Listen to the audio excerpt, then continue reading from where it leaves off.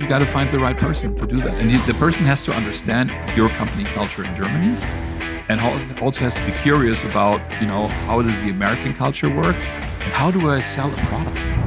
The key is be curious, don't be judgmental. I know I'm quoting Ted Lasso.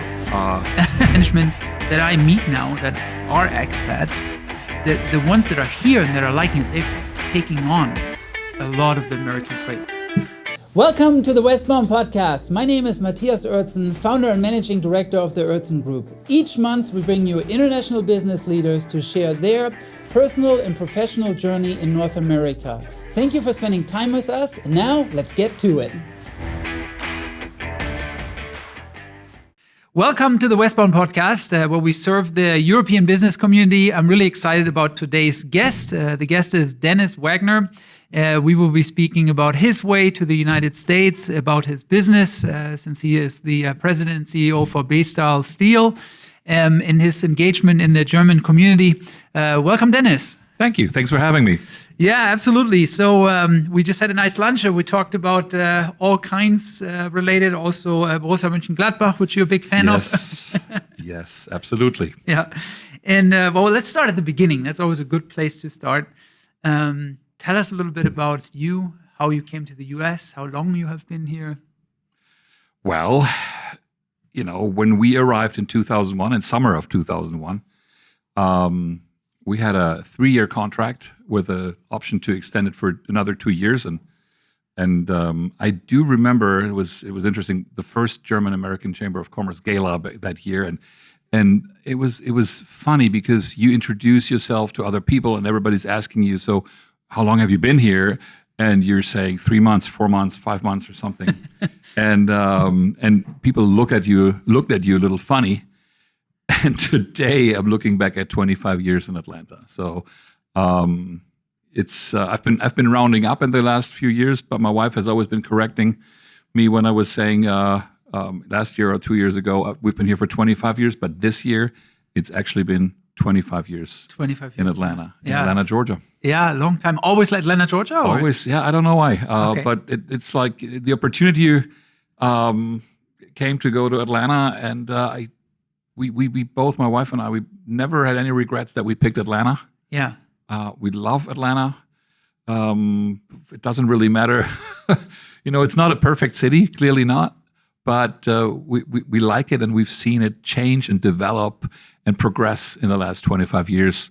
And I find that amazing. It's constant change. Yeah, we were just talking about the culinary scene, right, earlier. Absolutely, yes. I've been here 21 years, and it's pretty good now. And most people who are listening who lived in Germany, who are German, they will know that the Germans love Italian food. Mm-hmm. Pizza, pasta, and they're spoiled. We've been spoiled over there. There's a huge group of Italian immigrants. I don't know, in the 50s, 60s. I don't know. I wasn't born then.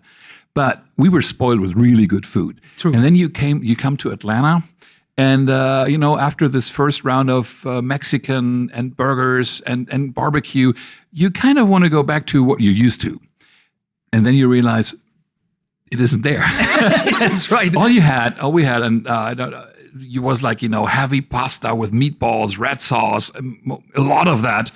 Heavily American influenced Italian cuisine, right? Yeah. I wouldn't say American, commercial. Commercial, okay. Yeah, that's good. It's very it was very commercialized. Mm-hmm. And if I'm looking at the culinary Italian food scene today in Atlanta, that has changed dramatically. Yeah. We have really good options. Some really good Italian chefs have found their way. We have really good gelato in Dunwoody. Oh, I love this place. And really good stuff. So yes, it's been an interesting ride, traffic-wise, as well. Yeah, those are the two things that are not so good in Atlanta: the commute, that is, and the heat in the summer. Right? Those are the things you could probably. I don't mind. I heard a client say the other day, and I love this comment. Yeah, he called it's the best second-tier city in the United States, and I'm like, what do you mean by that? He's like, well, it's not Chicago, it's not New York, it's not LA. But then pretty quickly you get to Atlanta and some of these other cities. I would agree. Was he American? No, he's German, actually. See, I think that Atlanta is not enough on the radar screen of people in Germany or particularly in Europe. And I agree. We're talking, we always talk as Germans, and I'm pretty sure that applies for the rest of Europe as well. But we're looking at it through the German glasses, so to speak. Yeah. And I believe that Atlanta is just, in Germany we would say the graue Maus, maybe. You ignore it until you realize how important Atlanta is, not only for the Southeast, but for the entire U.S. And even on a transatlantic relationship. Yeah, absolutely. Completely agree. So how you come to Atlanta, right? And you came with Bestar, or how? Yeah. Okay, gotcha. Tell us about that journey. Well, I did an internship for a German steel corporation back then in Detroit. Okay. And that was in 96.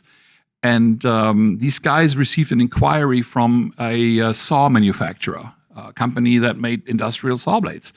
And they really didn't know what to do with it because they were more into larger volumes, big lots of steel.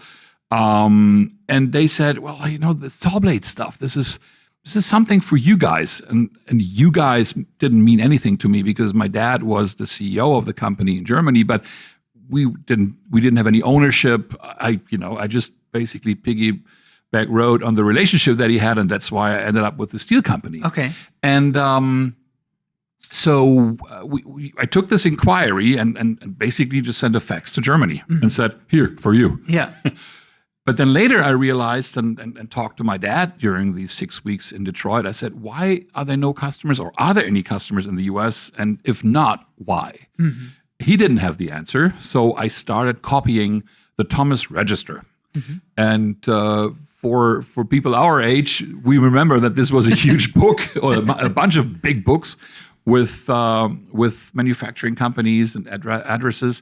And I copied that. I took that home to Germany, and we started calling on customers and made phone calls. Eventually, we hired somebody who helped us organizing a trip, made more customer contacts.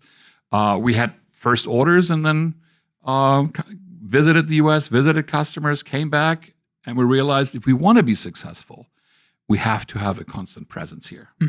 And so eventually the shareholders of our company back then said, well, you started it. Yeah. You might as well just pull through and get it done. How it goes so often in Germany, right? Yeah. So that was basically the thing. And in Fantastic. 2001, my wife and I packed 8 suitcases and flew to Atlanta.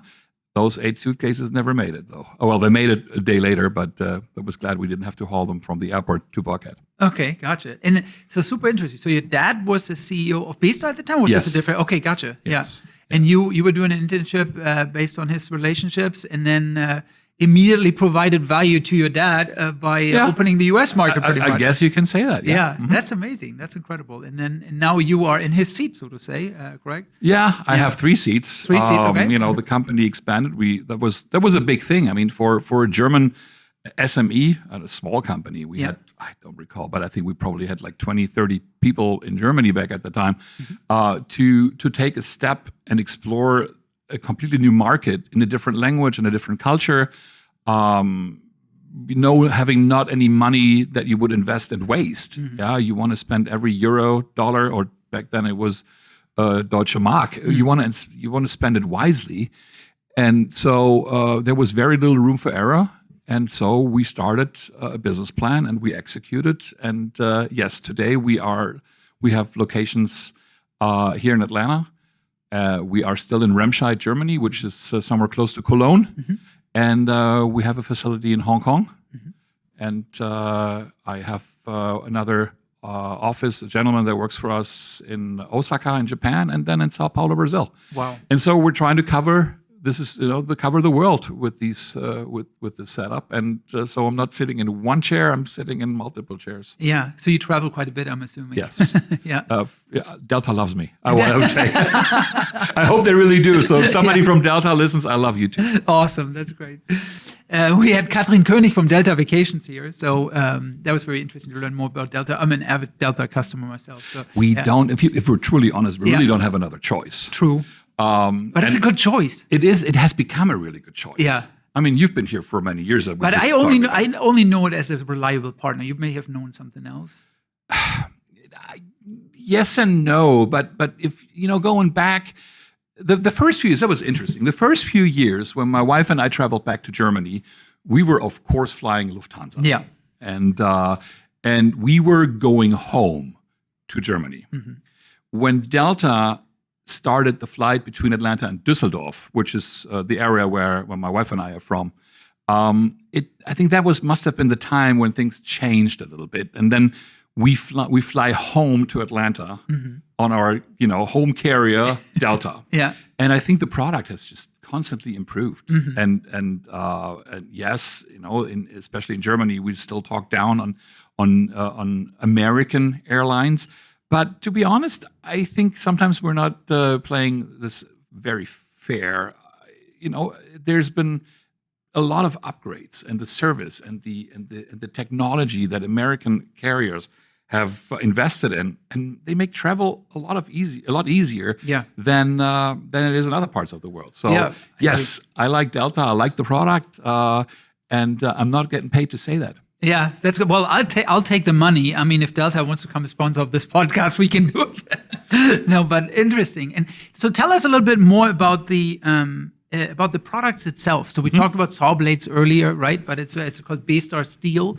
I saw lots of specialty steels, and I'm very interested to learn about it. So the company is officially called in Germany Bestar Stahlhandelsgesellschaft Remscheid. MBH. Okay, all right. and the BSTAR, Bestar, stands for Bergische Stahlhandelsgesellschaft.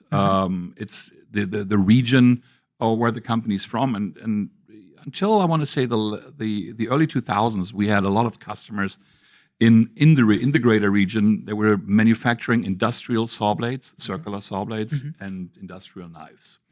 You have or had, things have changed dramatically in the past 25 years. Two areas in Germany, Solingen, which is very famous for cutlery, scissors, razor blades, and you had Remscheid, which is not necessarily a household name, but a name that people knew around the world because they had competitors there, making industrial tools.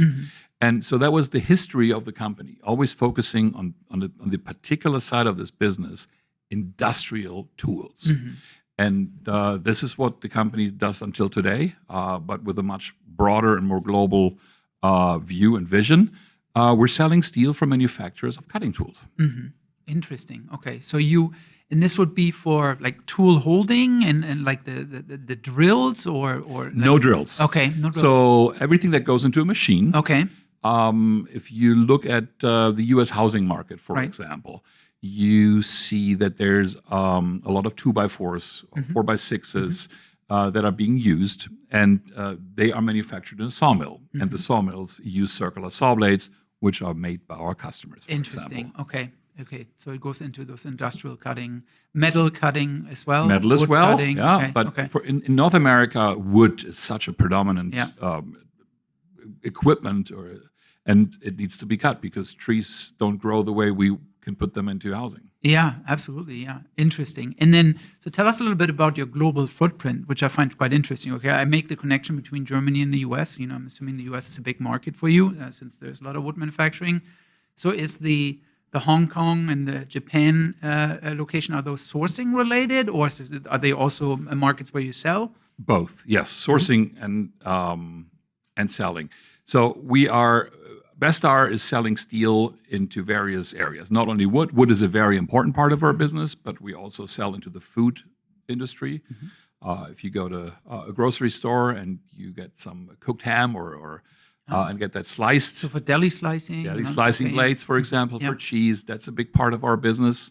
Does the FDA get involved with those guys or not? Not for us, because we're selling the steel. Sure. Our customers manufacture the blades. Sure. They probably will have to deal with the FDA. Interesting, yes.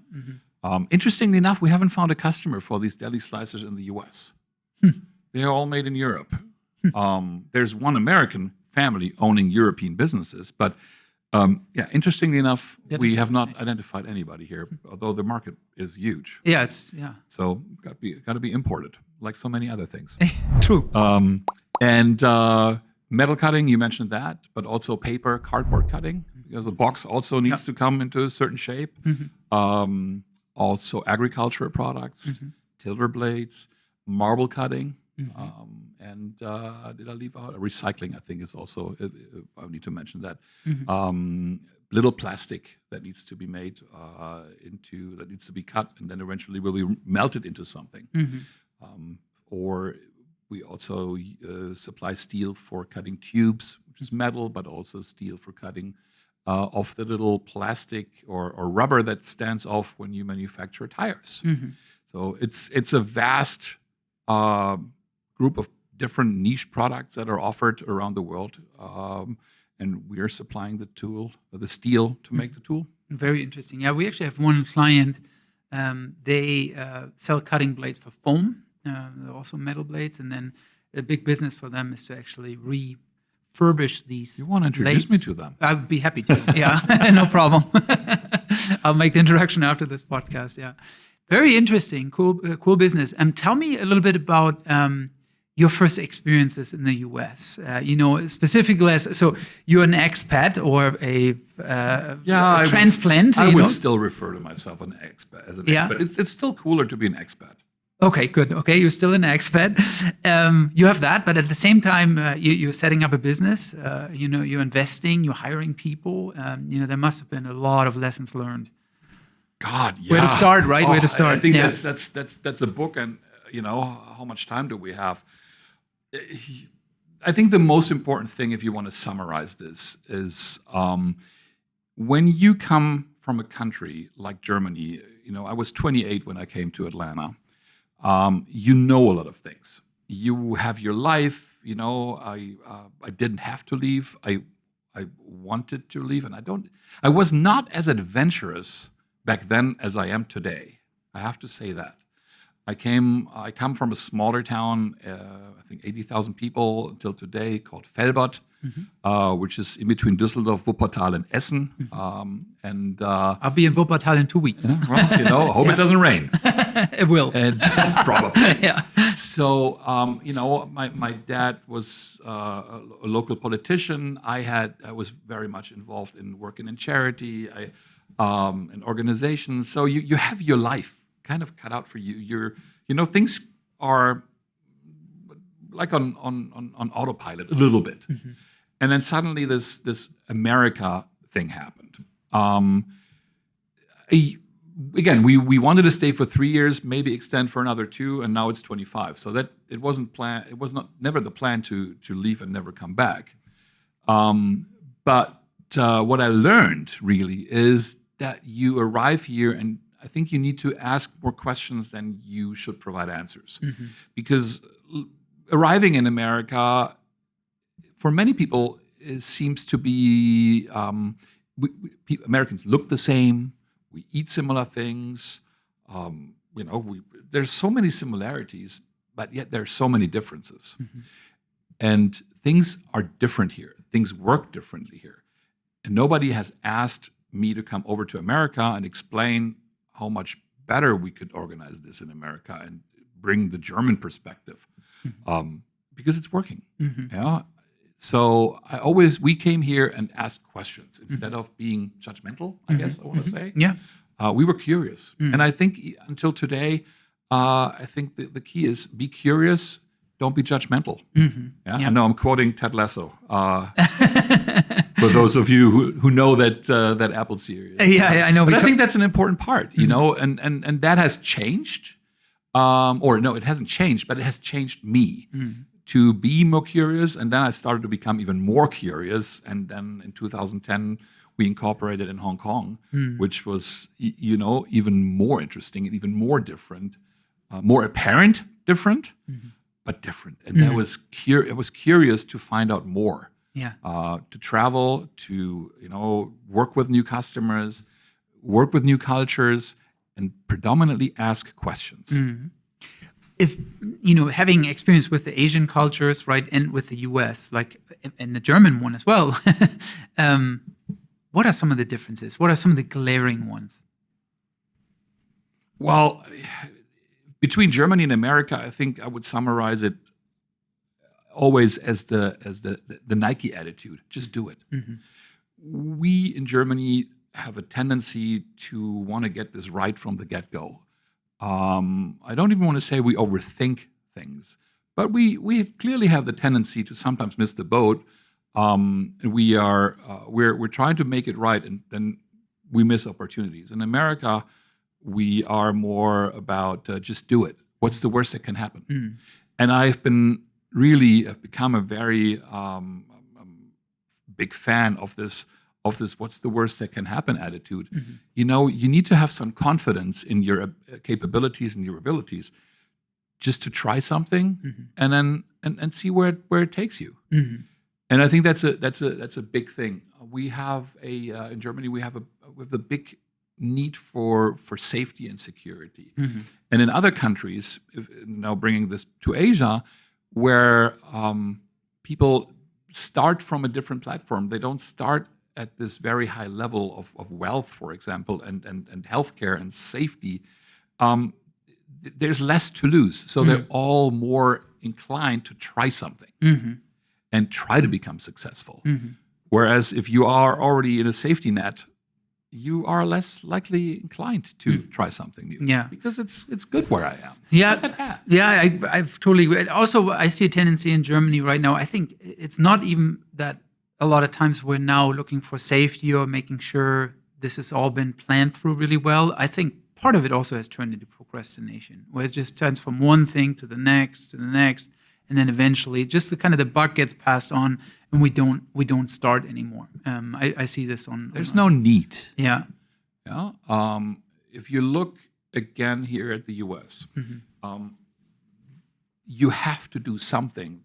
The state, the government doesn't take care of you. There's no safety net. True. If you lose your job, you lose your healthcare plan. Yeah. That's a big problem for everybody. And but it's something that America grew up with. So for everybody in America, yes, it is a problem. You don't want to lose your healthcare, but it's normal. That's the standard for us. In Germany, if you tell that to people, they're like, "Oh my God, God, how why don't they change the system?" And I don't. Yeah, there's probably some people here in America that would like to change the system, but at the end of the day, it is what it is, and everybody's dealing with what they get handed. I mean, I can tell you, we're in recruiting, right? That's our core competency, and we see that urgency if someone has lost their job. They have payments. That's also probably another thing that's very different to Germany. People here are much more willing to go into personal debt.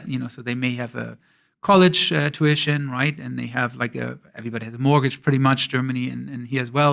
But then they might have a boat or a motorcycle or whatever. And so, or kids tuition school, right? Childcare. And so they lose a job. Healthcare is a huge one. And Absolutely. especially if they're the sole provider. And then secondly, there might be bills waiting to be paid. So they have to quickly find something. And everything is faster here too, right? Because of the 2-week notice period, an employee can resign within 2 weeks. You can, in right to work states, you can let an employee go, quite quickly. So it's just all a bit faster. And it's interesting, the CEOs or leadership management that I meet now that are expats, the ones that are here and that are liking it, they've taken on a lot of the American traits. Let's go ahead and just go ahead and try it, just do it, right? And then figure out as much as the German headquarter lets them. I would say what I like about here is the dynamic. And it's a lifestyle that also allows to be dynamic. The difference with Germany, and one of the examples that I give my German friends is that if you want to sell your house in America, you have a mortgage, you need to sell your house because you're moving for a different job, for a better job, for higher pay. You're willing to sell your house and to move to a different state. And that can be done very quickly. Buying a house, selling a house is commodity. It goes very simple. And if you own a mortgage, you don't have to pay any penalties if you pay off your mortgage because you're selling your house and hopefully make some money with it. So in Germany, that is, as you know, very difficult because if you build a house or buy a house, it is usually meant forever. That's the whole mentality.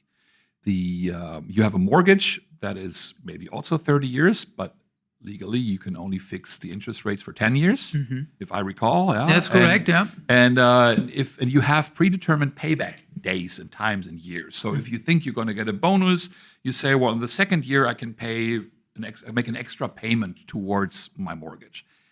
If you want to sell the house before you paid everything off after the 30 years, you have to pay a penalty. And that alone just, takes away dynamic from the society, because you're not likely to say, well, I live somewhere outside of Munich and now I got a job offered in Hamburg, which is an hour and a half flight. You're less likely inclined to say, I'm going to take that job, because you have to sell your house, which is difficult. You may have to renovate it, maybe to sell it better. You have a problem paying off the mortgage and getting a new one.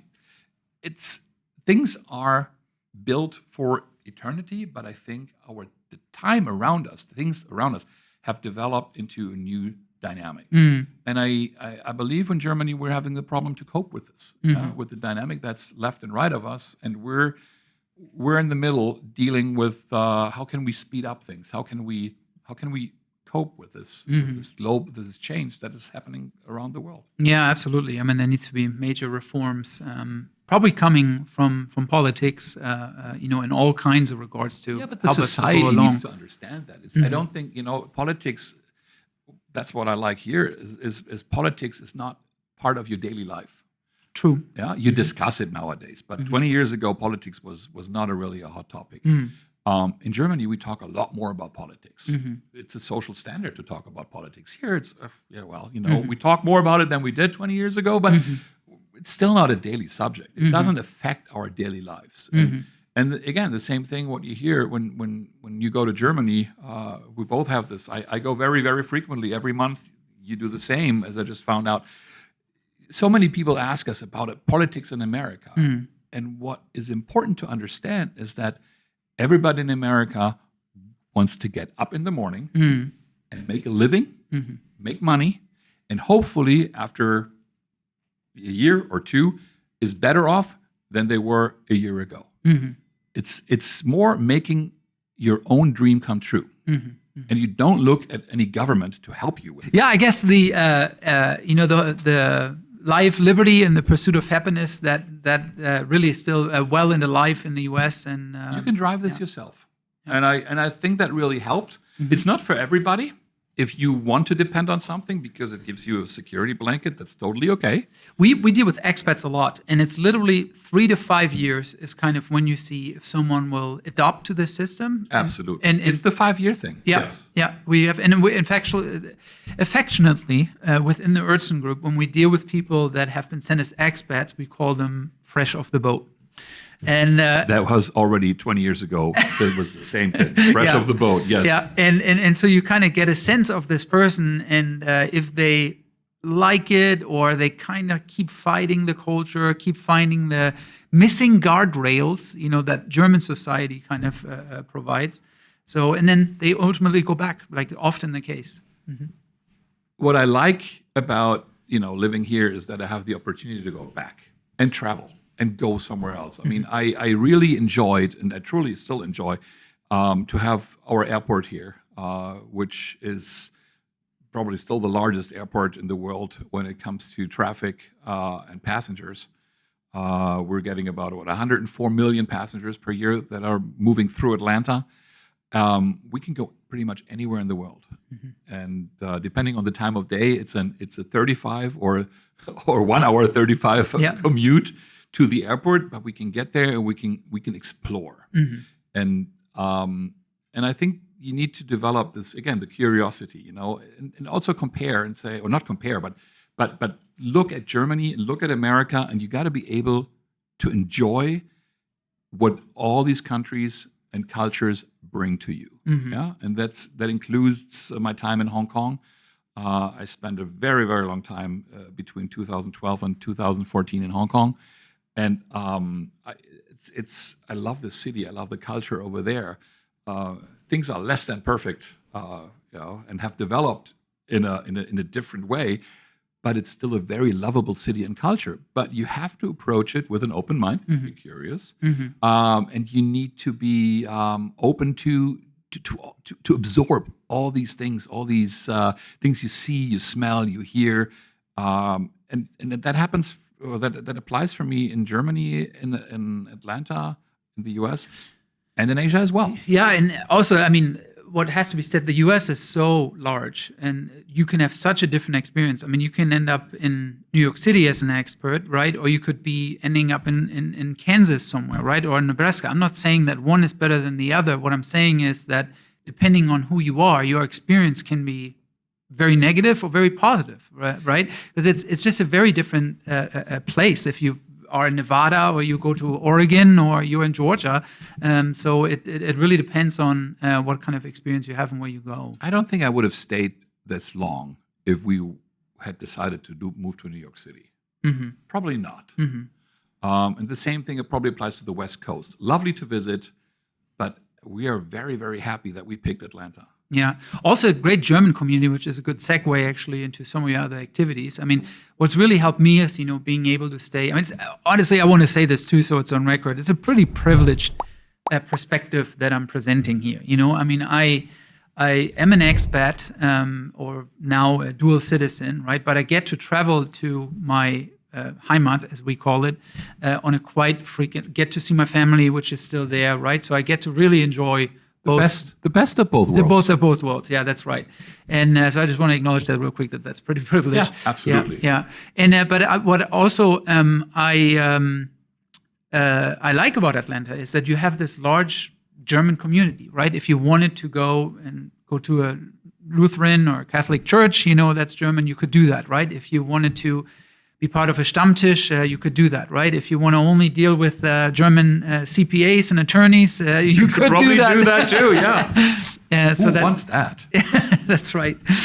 So that really helps, getting integrated into that. But that brings me to the point that you have been very engaged in the German community in several different functions. Can you talk a little bit about that? Sure. Yeah. I'm still I'm a strong believer in the transatlantic relationship.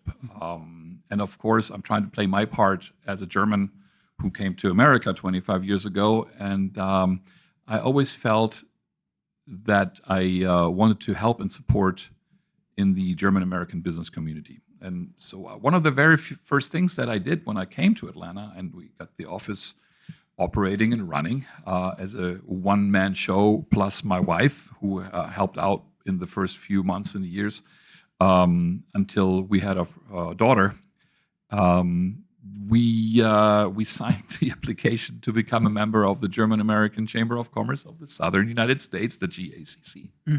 And I'm proud to be able to serve on the board of directors. We have a great team, and what's really important to me is that we can help to bridge the transatlantic differences and between Germany and particularly here, the Southern United States. So the whole thing started for me also, again, in my hometown. I was the chapter director, I would say, Kreisvorsitzender in German of the Wirtschaftsjunioren in Niederberg, which is here referred to as JCI. It's the Junior Chamber International.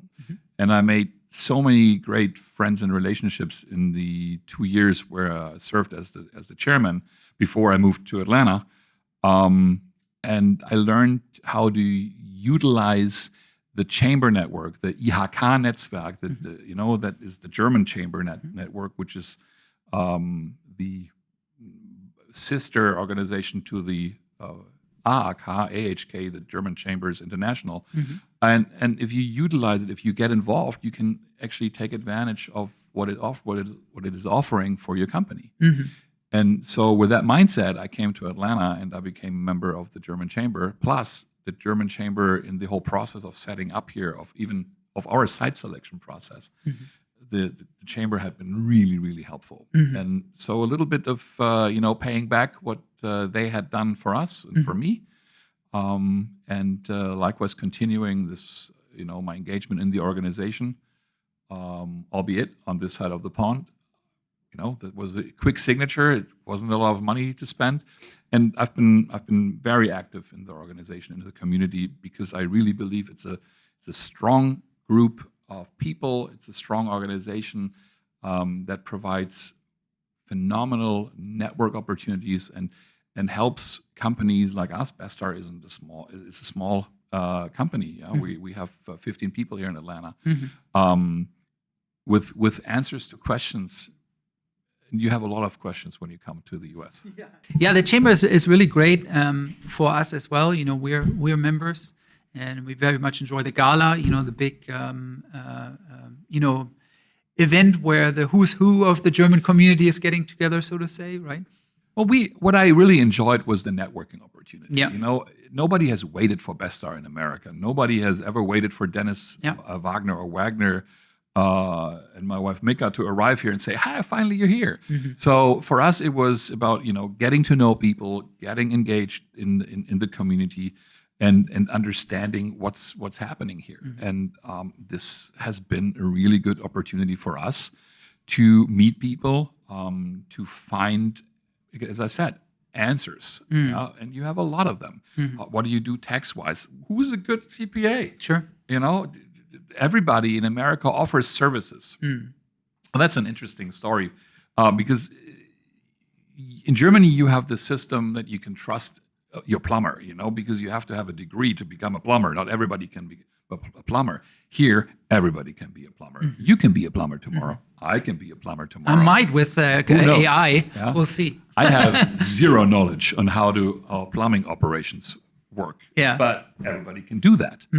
And how do you know? It works with referrals, but you have to learn that first the hard way, that, not necessarily because somebody tells you that they can do it, they actually do it. America is about selling.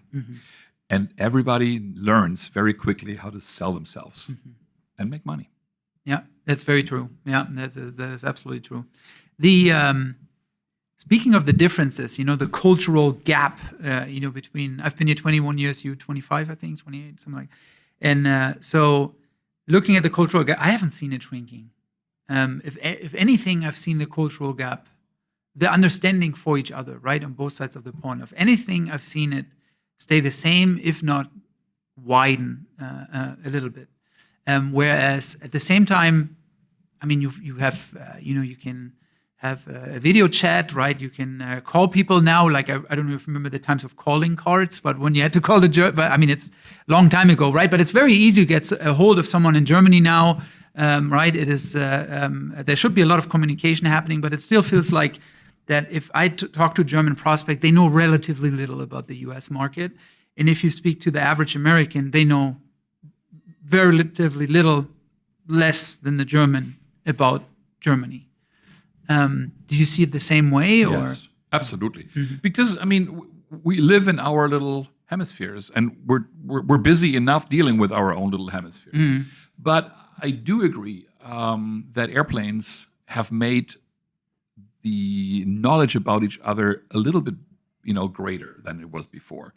Because air travel, and especially if you look at, for example, how many Americans are traveling between Atlanta and Germany, that number has constantly grown. Not as business travelers, but also as vacationers. People are going to Europe, and I think that number is a lot greater than it was 30 years ago. So the knowledge and the interest in each other's culture has, I think, grown. It was always cool to do, to do a high school year in America when we were young, and in Germany, and it was. They all came back. They all gained a few pounds, and they suddenly stopped speaking German. They all had an American accent when they spoke German. Those kids that came back, but it was. Only a few stayed long enough to learn more about the culture and learn more about America. I think that that Delta, for example, is bridging that gap because you move people from A to B across the Atlantic Ocean. I want to say it has shrunk a little bit, but yeah, it's still there because we're busy. Yeah, I think you're right. Lives, yeah, everybody has their own problems, right? Exactly. Yeah, and each society struggles with their own. But then again, we in Germany, we mostly think we know it all. We have our daily news. And That's true. there is a lot more America in German news than there is Germany in American news. There's nearly none, I would say. Very little. You have to really look for it. Yeah. So we feel in Germany that we know so much about America. True. And then we go to Florida, and we may go to New York, to the tier 1 cities to stay in your language. And then we feel like, we feel confirmed that what we know is right. But if you come to the tier 2 cities, then you probably have a different experience. And God forbid you go into the countryside. Then, America is not as simple and is not easily structured. There's a big difference between living in Atlanta and living in Valdosta, Georgia. Yeah, very much is so. Only 3.5 hours by car. Yeah. But I got out of the car one time to get gas on my way to Orlando with the kids to see Mickey Mouse. And I didn't understand a word the gas station attendant was saying.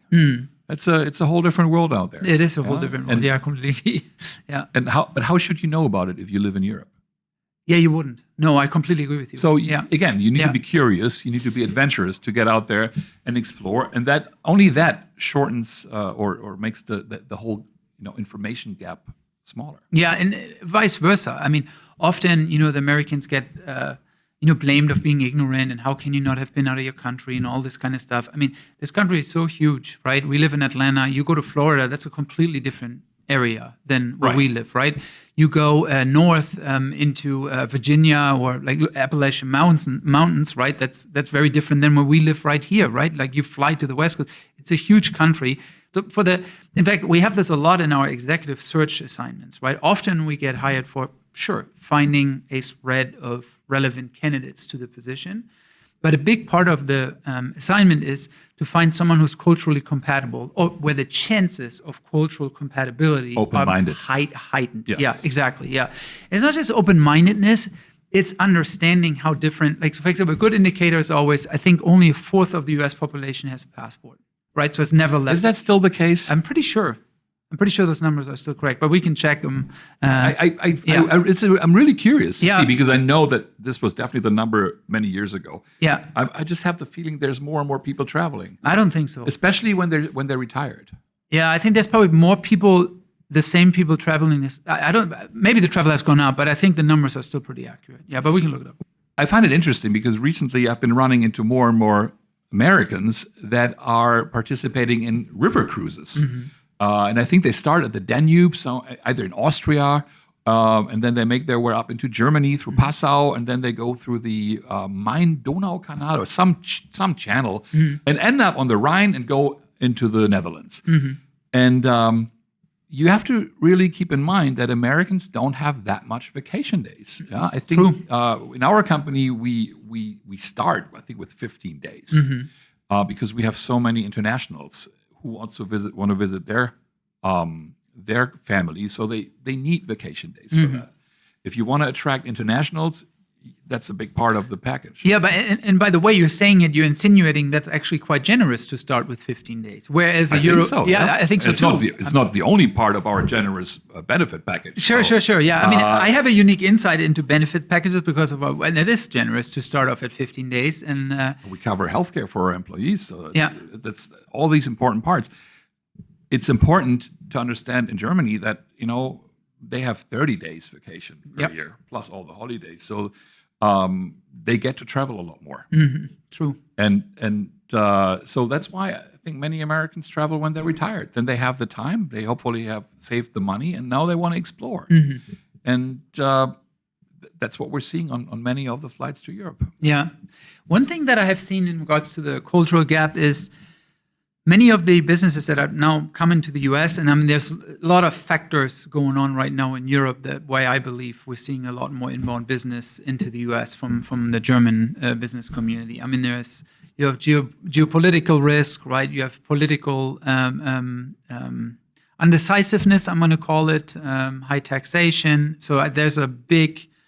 Then you have the tariffs, which either you decide to go and start manufacturing here, right? Or you decide to not enter the US market at all, once you've made it across the pond, right, there's a pretty decent tax situation for German business if you structure it correctly.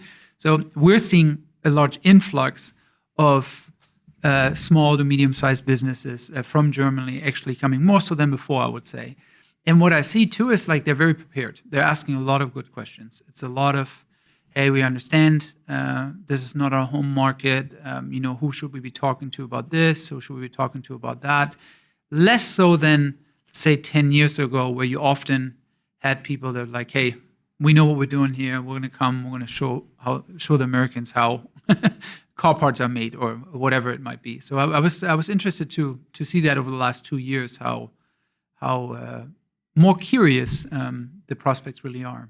Absolutely. I would say I would wholeheartedly agree. I think Bestar had a unique situation because you're sending me with my connection to the big boss, and that really, really helped develop our company into what it is today.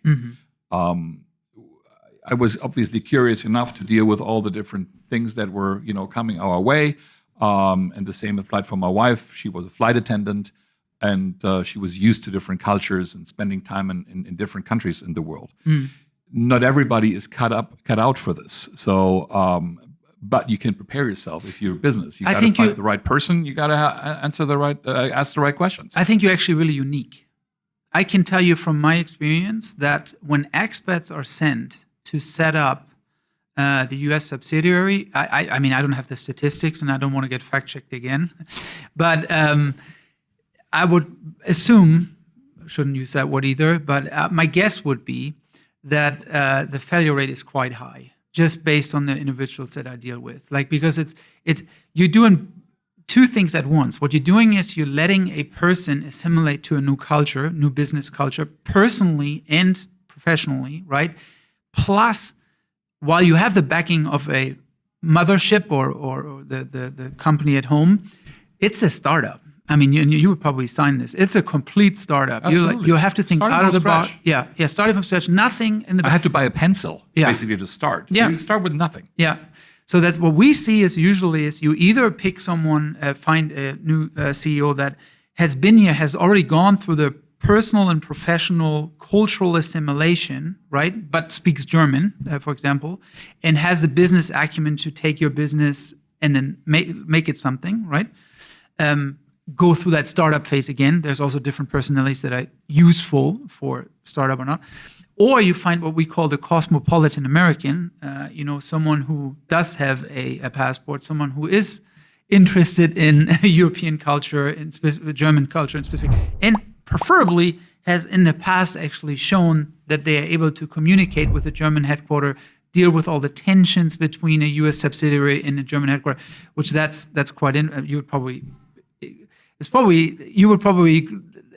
I always say or hear from our clients that a big part of that job is managing, educating, may I say, dealing with the German headquarters in regards to certain business decisions that are just different here. It was super difficult. The first few years dealing with our headquarters was super difficult. And yes, I didn't want to play I'm the son of the CEO card. That didn't help because that just gets you more resentment and not support.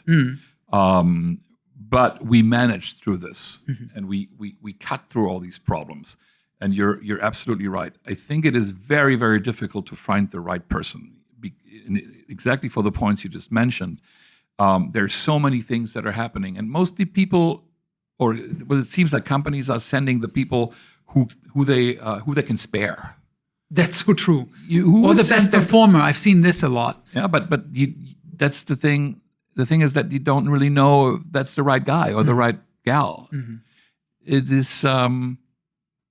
You got to find the right person to do that, and the person has to understand your company culture in Germany, and also has to be curious about how does the American culture work, and how do I sell a product. In Germany, we always think, it's a great product. It sells everywhere in the world, pretty much by itself.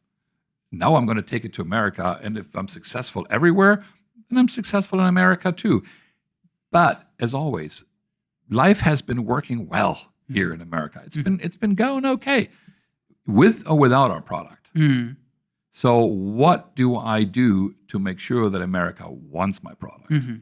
And I think that's the big question. And you got to find the right people who bring that message over. Yeah, and that's that startup mentality you were describing earlier. That's what I say to our clients as well. Where I say, like, look, just think you're starting from scratch, and then you just have the added bonus of capital, people, and a headquarter. But other than that, you really are a startup, right? Another thing, as far as the personal side is concerned, often I see people get selected for their capabilities. Oh, he did a good job in Turkey, so therefore that we send him to the US, right? He's international, right? I mean, completely different markets, but whatever. But then no one ever selects the spouse. That's another one, like where that can be a headache, a blessing in disguise. Yeah, it's just, and it's not the spouse's fault. What often happens is someone comes here, is overly invested in their job because it is a startup and it takes all your energy to get this set up, right? And then the spouse, often with the child, we see, is left on their own to try to assimilate into American culture, right? Where let's say the spouse were to be the woman and is home with the child, and now you try to assimilate to American moms who all went to university together, right? Or they all go to church together, or it's very difficult in that stage to assimilate into a new culture. And then now you have disharmony in the home, right? And then eventually the call gets made to Germany, I gotta go back. Right. Yeah. So Yes. all the inertia is really for this person to go back. That's what on the aggregate. So that's why I think you're super unique, and congratulations on pulling this off. I mean, it's really, it's an ongoing journey. Yeah, it's really incredible. It's not over. Yeah. We haven't arrived yet. Yeah. But you're absolutely right, and it's a package deal. You have to understand who you're sending. What does this person bring to the table, as far as capabilities, but also as far as family goes. Who else is traveling? Who else is coming across the pond? And how do you deal with that? Yeah. Yeah. In fact, the people that are being sent, I think they should be interviewed as a couple. And I think they should both make the decision. If you're going to send an expat in, if there's a spouse going, another one I see all the time is, I'm going to set up the US for 2 years. My wife is staying here. I'm like, so wait, you have a wife and 2 children. You're going to set up a new business in the United States while your wife, that's not going to work. I mean, that's, And to be honest, I could not have done this without your spouse, without right? the support of my wife. I and bet. then she, as I said, she was a big part of the company in the first few months until she became pregnant, and even beyond that. But after that, her priorities obviously changed. Sure. But it would not have worked without my wife. So kudos goes out to her. Yeah. Absolutely, yeah. I can. If you tackle this as a team, and that's the mission of the family, so to say, then you can pull it off. So that's super unique. Where do you see the greatest challenges and/or opportunities right now for Bestar? Well, I look at it from a global perspective as the global CEO that I am today. After I took multiple seats, but I think here, if we're focusing on the U.S., then obviously trade restrictions are a problem, and we're trying to deal with them as good as we can. And that's really the uncertainty, of not really knowing what's happening next. There was a time around April when we woke up to new headlines every day, new tariffs on new products from new countries, and it was very difficult for companies to adjust on a daily level, and it was difficult to have our customers adjust to new news. And because they are not necessarily always so experienced with politics and trade. For us, that has been going on. I mean, we came in 2001, I believe in 2002 or 2003, we were dealing with the first round of Section 232 tariffs from the Bush administration. So for us at Bestar, it has been, I want to say, business as usual. We have to deal with this every once in a while. The intensity changes. But as long as there is some sort of consistency, you can plan with it. What makes our job or makes my job and the job of my team here in Germany and in Hong Kong so difficult is the constant change that we're seeing, the instability, geopolitically, policy-wise, trade-wise. We can deal with probably anything you throw at us, but stay with it. Yeah, constantly changing perimeters. That's difficult. That makes it so difficult. And yeah, I think I want to say that's the biggest challenge. Yeah, and as far as opportunity is concerned, do you see certain parts of the market or certain areas where you feel like, oh, this is going to be great? We can data centers. I'm assuming you're not in data centers. No, Yeah. I can take advantage of data centers. I've been using ChatGPT and other AI products a lot more frequently in the last few months. There's always opportunity for us. Yeah. I believe in industrial manufacturing. We don't want to rely completely on China or Asia.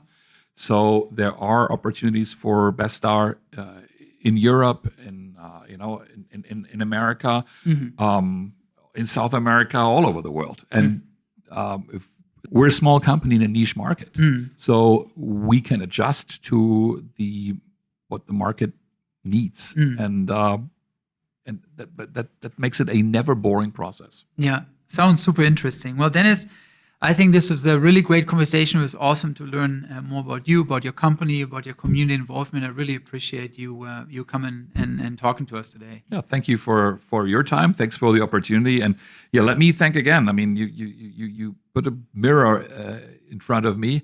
I could not have done this without my team, and not even my wife, but also my team here in Atlanta. I was lucky enough to very quickly meet my today executive VP, Ira Watts, and she's been running the company together with me, and we've been a great team. And I was lucky, in so many areas. So it's not only my wife Mika that I have to be thankful of, but also that we as a big team together were able to get where we are today. Yeah. So thanks to everybody that supported me and the company on my journey. That's awesome. I think we couldn't be ending on a better note. Once again, thank you so much. Thank you. And to all of you, we would love if you'd like, comment, repost our episodes. We'd greatly appreciate it. Comment any questions you might want to ask, any guests that you would like to suggest. We truly appreciate you listening, and we hope that we are helping the European business community with this content. Thank you very much.